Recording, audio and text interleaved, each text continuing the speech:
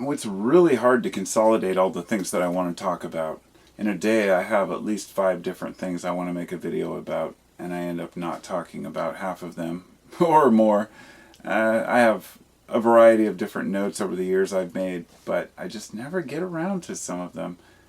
And that's probably good, because I kind of get to hand select out of my mind which ideas I think I guess are important for what it's worth, because most of them are just all trivial bullshit that I think is important. And I'm not saying that to be like the fat guy who's making fat jokes about myself, which, you know what I mean. There's a lot of guys who, a lot of people who demean their own work by making fun of their own shortcomings. And for me, I'm no different. You know, I don't really know myself as well as I'd like to know myself. Turn that down. I've had a lot of insecurities in my life, and so maybe that's what I want to share here. When I was younger, I had zits, bad acne, man. I mean, it started when I was like in my early teens, 12, 13. It just got fucking worse. By the time I was in high school, I had my friend and I compared what we called mounders. Mounders because they were like mounds on your face, and these huge zits, you know, and I have predisposition to acne and to cysts. There was a time when I met my wife, and for the first 6 months we were together, I had a cyst on the side of my eye, on my face right here, that was literally like, say at least a half an inch out, sticking out, maybe more from my face, and like 3/4 of an inch wide. Huge. It was there for over a year, maybe more. And I just grew used to it. Became insecure about it, got over it. And eventually, I somehow got insurance to cover it, and actually, no, I think my mom helped me pay for it. I don't even remember. I was in my early 20s. I got surgery and had it removed. It wasn't a big deal, right? Looking back on these things now, and I never intended to even talk about the cyst thing, but I was just thinking about my acne and all the problems I've had. It was 1 year ago where I was making YouTube videos. 1 year ago. And I was missing a tooth. And not only that, but I had a rotten spot between my front teeth. And I went out and spent basically all my savings that I had to get my teeth fixed. Grateful that I did it, but it was an insecurity. And it's funny because I traded one insecurity for another. I traded the insecurity of having bad teeth for the insecurity of being broke. You know, and isn't that just life? It's just the way it is. I really like to talk about just being a normal human being, because I feel like so many people make everything out to be like this bullshit illusion of how people act. I mean, even the simplest video of someone talking like I am right now, and they have to put some crazy music in the background, or they have to add crazy effects or edit the shit out of it. And I'm just like, okay, it's their thing. And then I'll watch a 3-minute video, and then there's 2 full minutes after that of them trying to sell me some VPN, or this is brought to you by brilliant.org, whatever it might be. Shit, there I am. See, I'm advertising for them. I'm really, I don't know.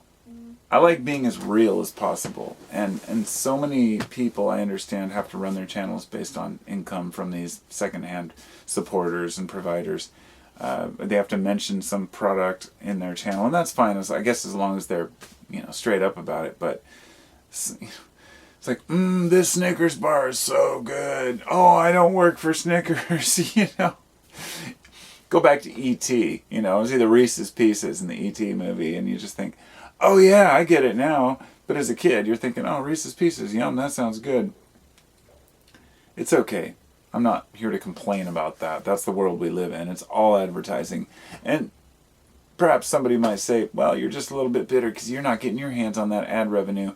And you know what? You might be right. I did the math. Just figure out how much I make each year on YouTube for the hundreds of hours that I put into making videos. I make a total of about $1,000 on Patreon a month, or a year. A year.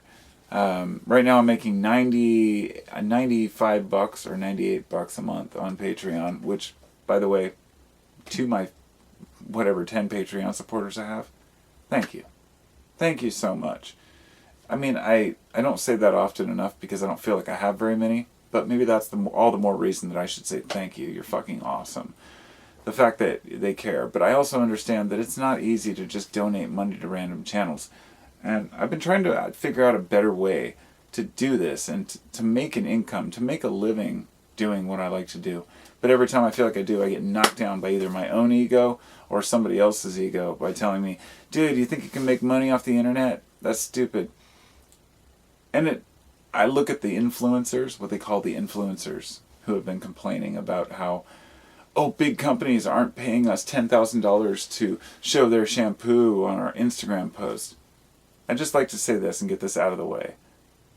If you post products on Instagram because you have a bunch of followers and you get paid for that, I'm sorry, but that is not work, dear. That is not work.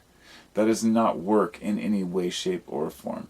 Finally, companies are starting to realize that paying even famous influencers $100,000 to post, going to vacation at this resort or this motel in order to promote some product or some place, that it really doesn't pay off much in the end. I think it was important that it happened because now people can see through it. There was an adpocalypse that wiped through YouTube and several other platforms. And anybody who's a creator is well aware of it. There were, a few of them. It's been an ongoing process over the last couple of years. Things have been changing fast. For the average consumer, or a person who watches YouTube, they might not think much of it. It's just like, whatever, it's the same as usual. Maybe there's different commercials or no commercials, whatever it might be. But a lot of people can't put ads on their channel. And I tell you, it gets really annoying when people just keep posting. The first comment on every video is, oh, YouTube instantly demonetized my channel for this content. Oh, so if you could donate. It's like, I'd like to say that too. I understand people put effort in, but controversial subjects will always have issues with getting paid for it. You cannot expect mainstream companies to pay YouTube to promote on a channel that's talking about LSD, murder, war, whatever it might be. This is just the world we've always lived in. In other words, the fringe people have always had to fucking work hard to get anywhere. All of us who talk about crazy shit. My last video I talked about LSD and mushrooms. Do you think I could ever get that monetized or get paid for that? Fuck no. We work to talk about these subjects and learn about them and share them with people, not expecting to get anything from it. And that's okay. So I guess I just had to get that out. The people that advertise and then complain because they get ad revenue pulled because they're not making money off talking about something that really isn't even their news anyway, or isn't even a big deal. But peeps, that's the world we live in now. It's a different place out there. It's a different world, and I'm not saying that from some old crusty old man in a wheelchair. I grew up in the 80s and 90s, but I was born in 75, so in 85 I was 10 years old. By 1990 I was 15, that was my peak, and I went through the 80s hair to the 90s rock, everywhere in between, and in that generation, Gen X, the later Gen X, or mid to late Gen X, it was a different world for us. There were a lot of drugs available. There was a lot of stuff we could do. And our parents pretty much let us do whatever we wanted. We were the last generation to be able to stay out as late as we wanted, to be able to, commit crimes and get brought home by the cops instead of taken to juvie or jail. The last generation to be able to use a compass or a fucking regular landline phone. It always sounds funny to say because I know people, who needs a landline, right? I haven't had one in years. We all have cell phones, and our lives are basically spent on these digital devices, or at least sharing through them, and it's really weird. It's really hard to get away from it. I'm still trying to figure this all out, I don't even know what my own fucking angle is. Pardon my language. I'm just kind of letting loose my thoughts. In fact, I don't even know what this video is about, but maybe just the whole tech revolution, advertising, complaining, YouTubers, the world we live in now. It's really funny. What is a YouTuber? When I started on YouTube 8 years ago, there was no such thing as a YouTuber. I mean, it wasn't a word that was thrown around a lot. It came up later. Sure as hell there was no word as influencer. That was something that came later. And not to rub that one in, but it does bother me that people, just because the thing is, put it this way, I've earned all of you guys, all of my subscribers, organically, is what they say. That means that I built my channel on truth, on fairness, not on clickbait, or on any bullshit. I didn't buy subscribers or subscriber counts, nor did I promote my channel even. That's strictly organic. People found my channel, they said, oh, this is interesting, they liked it. That takes a long damn time. I understand that. If I had promoted my channel, it would have been a different story. Or if I'd talked about the war, controversy, if I was an anti-vaxxer or a flat earther, and I've watched over the last 8 years so many YouTubers fall into this. They start a channel that's great. Like one YouTuber who did an astronomy channel. And then he made one video debunking flat earthers. And he got a great response to it. Now every one of his videos is debunking flat earthers. And then he started debunking some other conspiracy, and that's how it all starts. You leave the realm of what you're really interested in order to pursue something that gets views, and I've avoided that. And maybe that sounds arrogant for me to parade around on that note, but dude, that's straight up. I've worked for my fucking peeps. All of you guys, you're awesome. You look at my comment section, okay? And then compare it to somebody else's comment section that, grew their channel really fast, and you'll find there's a channel that grows fast. It's not a family. A family that grows too fast. The people don't know each other well enough. And all of you, I've seen a couple of my subscribers arguing over the years, very rarely, maybe a dozen times. And I always feel like, I want to be the guy who, said, for example, one of my viewers, some of my viewers have left really sarcastic comments in the past. Like one of my viewers, what's up, hot retarded chicks. If you know him, it's not a girl. He's left comments before that are crack me up, and then somebody leaves a comment thinking that he's harassing me or trolling me. And then it's, this has happened several times with a dozen different people. People mean well, and they get taken out of context. But beyond that, my channel has been a very civil place for discussion, and I'm so grateful for that, and for all of you. For my patrons, for my viewers, for people who just comment. For me, a good comment, something that makes me think, that's just as good as a donation, I really don't know if I could ever make anything out of my channel. Somebody asked me the other day, what are your plans for 20,000 subscribers? And it's funny somebody noticed, because I actually have like 19,650 or something, and I've been thinking about this lately. I think, that'll come up quick. In the next month or so, I'll probably have 20,000 subscribers. Should I do something special? Should I do a giveaway?